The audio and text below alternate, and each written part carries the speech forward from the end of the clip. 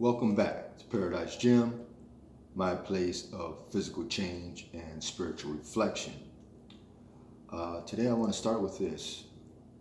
I was listening to a sermon this morning, and I could have never said it the way he did, so I wrote it down, and I just wanted to share it with you guys today. Let you know who our Jesus really is. It says, or he said, there are a lot of things that are true, but do not save. Jesus is not a part of the truth. He is the truth. Jesus is not someone you add to make your life richer. Jesus is life. He said, I am has come that you may have life and have it more abundantly. I am the door of the sheepfold. If you come in any other way, you come in as a thief and a robber. I am the good shepherd who lays down his life for the sheep. I am the resurrection and the life. He that believeth in me, though he were dead, yet shall he live again. And he that lives and believes in me shall never die. I am the way, the truth, and the life. I am the bread of life. I am the water of life. He is the fountain from which all else flows. He is the root of which all else grows. He has nothing without him. Everything is about him. In him we live, we move, and we have even being or being in Jesus Christ. He is the same yesterday, today, and forever. There is none like him. He's in a class all by himself. The more I call on him, the sweeter it sounds. Jesus early in the morning. Jesus at noonday. Jesus in the midnight hour. There's power in that name. There's strength in that name.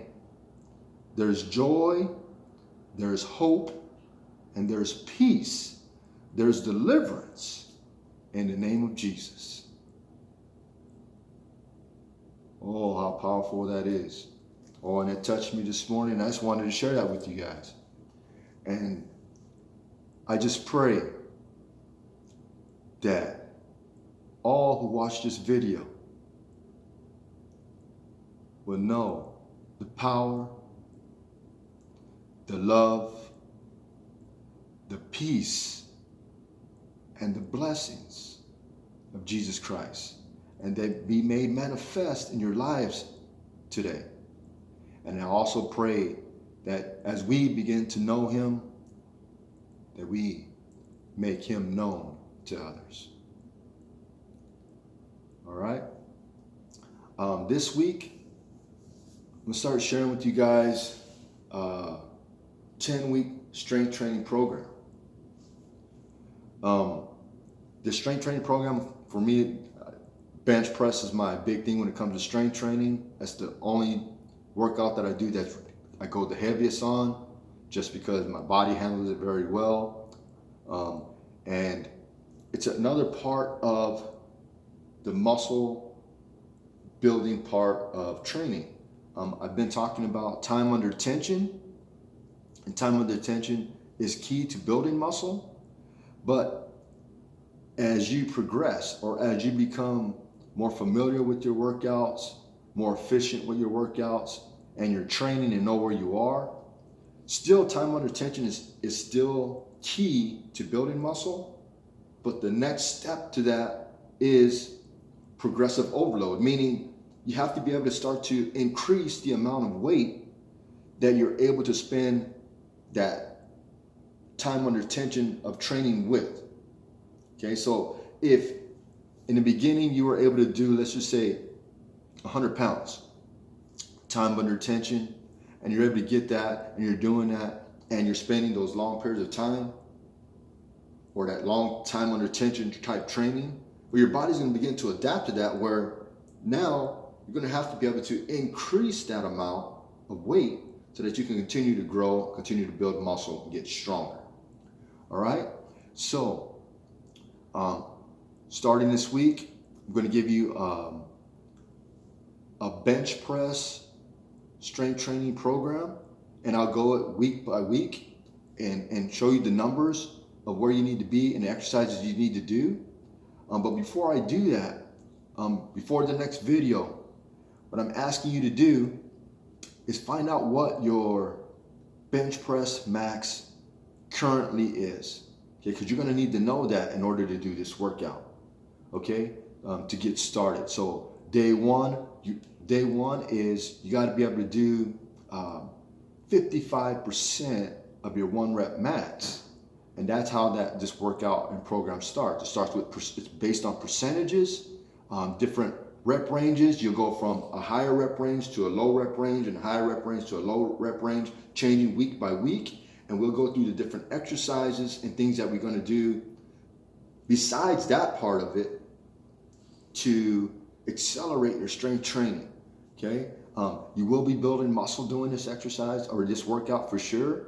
You will be building some strength and hopefully making some new gains, and also to begin to see your strength going up, so that you're able to spend, when you go back to your time under tension type training, that you're still able to do that, but with more weight than you're using currently.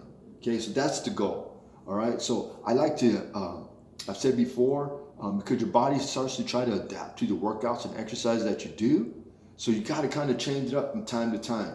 I'll do time under tension, just strictly time under tension, 20, 15, 12, 10 type workouts and exercises and really, really good. But then you have to spend that time of building strength as well. So you do that for a while, maybe you do that for a few months, and then you go back to some strength training to begin to get stronger, and then kind of bounce back and forth. And you know, I've talked about push-ups, and you can do this with, once you learn how to do this, you can start building this, write this stuff down, and you can start building your own programs, whether it comes for legs, shoulders, any body part that you want to get better on, stronger on, improve on. You can use those in those other exercise or those other type body parts as well. And you can kind of use the same platform to start building that strength, and so that you continue to grow in other areas as well.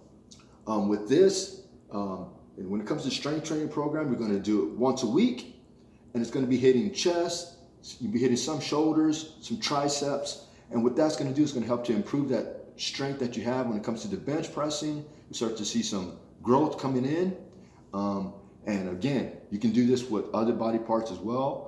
You may not want to do this with every single body part always at the same time. Some people may be able to, if you feel like you're adapting to it, fine. But we're going to do this once a week, because what we want to do is make sure that the body is fully recovered, because your joints, you're going to start feeling it in your joints. You will, especially if you start trying to bang it out too often.